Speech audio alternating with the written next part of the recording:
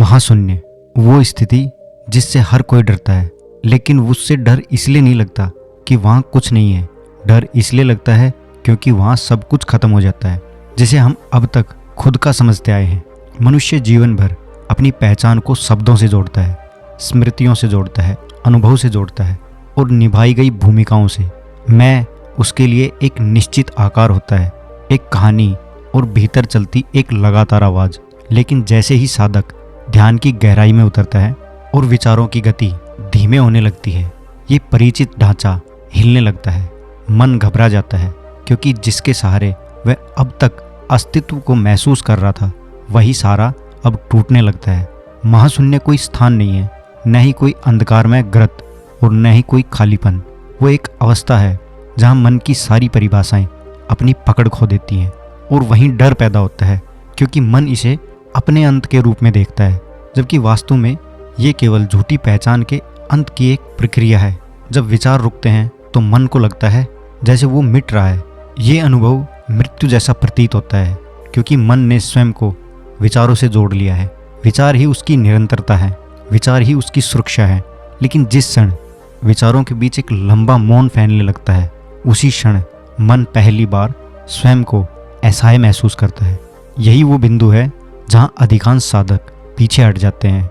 वे इसे शून्यता समझ लेते हैं, खालीपन समझ लेते हैं और कुछ भयावह अंधकार। जबकि सच्चाई ये है, वे उस द्वार के सामने खड़े होते हैं जहाँ से सत्य बिना किसी रूप के प्रकट होता है। डर अज्ञात से नहीं आता, डर आता है ज्ञात के छूटने से।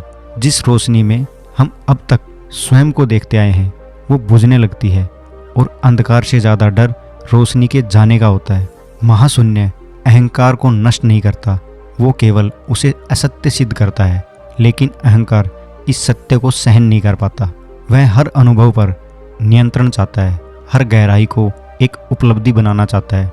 लेकिन महाशून्य में कोई उपलब्धि नहीं होती, कोई दावा नहीं होता, कोई साधक नहीं होता। वहाँ नियंत्रण समाप्त हो जाता है और नियंत्रण का अंत मन के लिए सबसे बड़ा भय बन जाता है।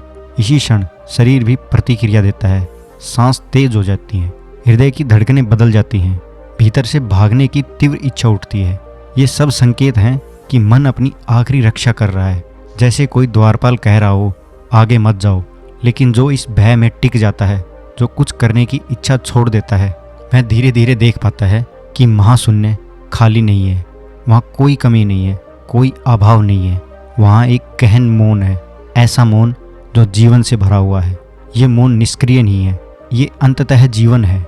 जैसे आकाश स्वयं कुछ नहीं करता फिर भी सबको धारण करता है, वैसे ही महाशून्य सब कुछ समेटे हुए है पर किसी से बंधा नहीं।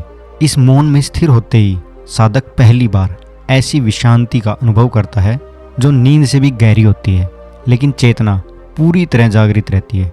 धीरे धीरे डर पिघल जाता है, बिना प्रयास, बिना निर्णय। वह बस नहीं रहता है और उसके साथ ही वो मैं भी नहीं रहता जो अब तक डर रहा था।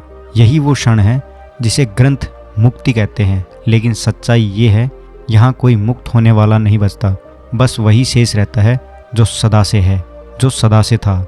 महाशून्य से डर इसलिए लगता है क्योंकि वह हमें वो लौटा देता है जिसे हमने कभी खोया ही नहीं था, और मन इस वापसी को सहन नहीं कर पाता। ये जीवन से पलायन नहीं, ये जीवन का पूर्ण स्वीकार है। जब शून्य स्वीकार हो जाता है, तभी जीवन अपने संपूर्ण रंग में प्रकट होता है। डर शून्य से नहीं लगता, डर उस झूठ से लगता है जिसे अब तक हम सच मानते आए हैं। और जब वो झूठ गिरता है, वहीं महाशून्य सबसे गहन शांति बन जाता है।